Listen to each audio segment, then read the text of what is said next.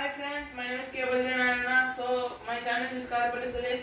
So our aim is to crack NEET and it is for starters. So now let us look at the chapter Human Reproduction. Reproduction is seen from porifera to mammals. So reproduction is nothing but preserving of any generation is meant by reproduction. So all organisms reproduce to preserve their generation. So let us first know about the definition. Reproduction is preserving of generation in all living organisms. So now let us look at the human reproduction. How is human reproduction? What are the parts of human reproduction? What are the inputs and outputs? So human reproduction is basically divided into two types. First thing is male reproduction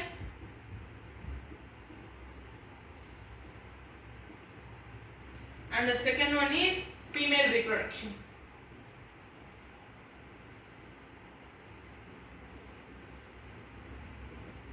So friends, human reproduction is not a single step.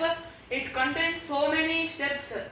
So human reproduction is classified into first one gametogenesis,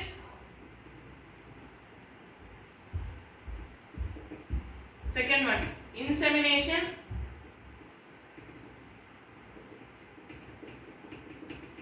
third one fertilization,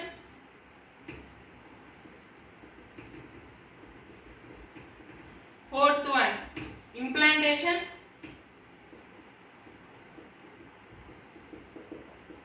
fifth one gestation,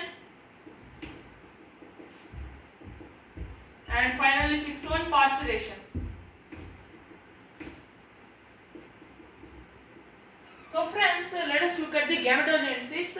So actually we first knew that there are two types of reproduction. First one is male and second one is female. So male has its individual organs for reproduction and individual organs for male is testes. And they produce certain cells known as sperms.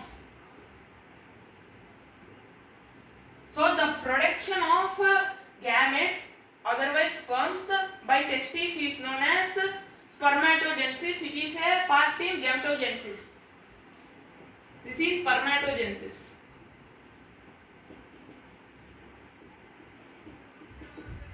And there is, let us come to female reproduction. Females also have reproductive part and that is known as ovum. So ovum produces eggs and this process is called oogenesis. So friends, gametogenesis is nothing but production of gametes for reproduction. So I think you have got an idea about spermatogenesis and oogenesis. So now let us look about insemination. So friends, actually these sperms are motile and this ovum or egg is immobile. So motile means it will move from one place to another place and immobile means it will stay at a single place. So the sperms has to go into the female reproductive part. So the entry of sperms into the female reproductive part is known as insemination. Entry of sperms in female reproductive part is meant as insemination. So after the sperm has been entered into the female reproductive part, it will reach the egg. So then after it reaches the egg, it just fuses with the egg to provide a diploid living thing. So it fuses with egg to produce diploid, and what is that? Zygote. So friends, in the inter first year you have been learned about what is diploid and what is haploid. Actually, the sperm this is haploid, and egg is also haploid. Haploid is nothing but it contains 23 chromosomes, and diploid is nothing but it contains 46 chromosomes. So friends, okay, the zygote has been produced. After that, implantation. So friends, whenever the zygote is produced, it needs to be changed into embryo and then to fetus and then to the infant. So there are certain processes so that zygote will be formed into an infant. So first the zygote will be changed into blastoma. It will go in certain changes and then it will be changed into blastoma and then to the blastiocyst.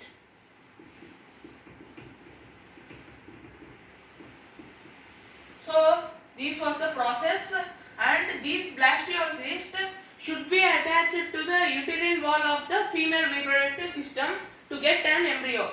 So friends, this blastiocyst is nothing but pre-embryo. So these blastiocysts should be attached to the uterine wall of the uterine wall of the uterus in female reproductive system. Otherwise, the embryo can't be developed. So plantation of blastiocyst to the uterine wall of female reproductive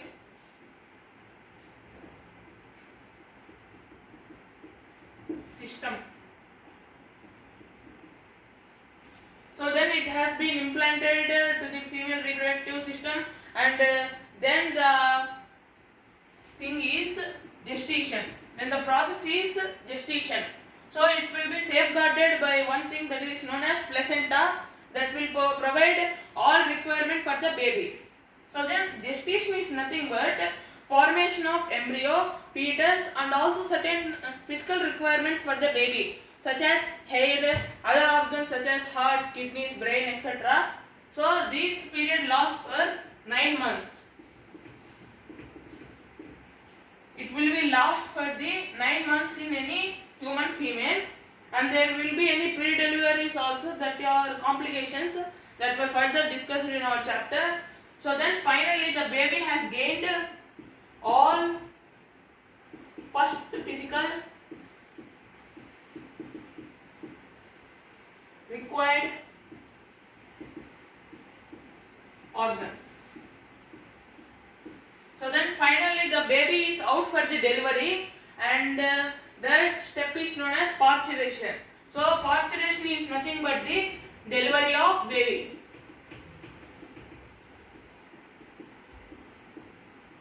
So friends, I didn't include you one thing that is very, very important. Please listen it. It is no need that you have to note that. So that is nothing but lactation. So friends, lactation is nothing but whenever the baby has been delivered, then the mother will get some milk in her breast.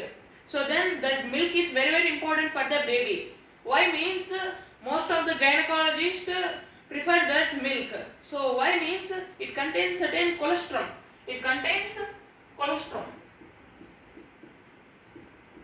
Friends, please note this. Colostrum is very, very important antibiotic.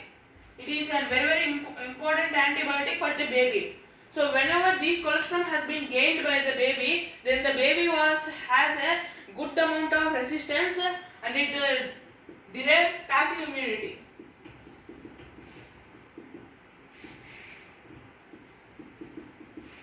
That's why mother's milk is very, very important for the child whenever it is birth. So thank you friends. Meet you on the next lecture soon.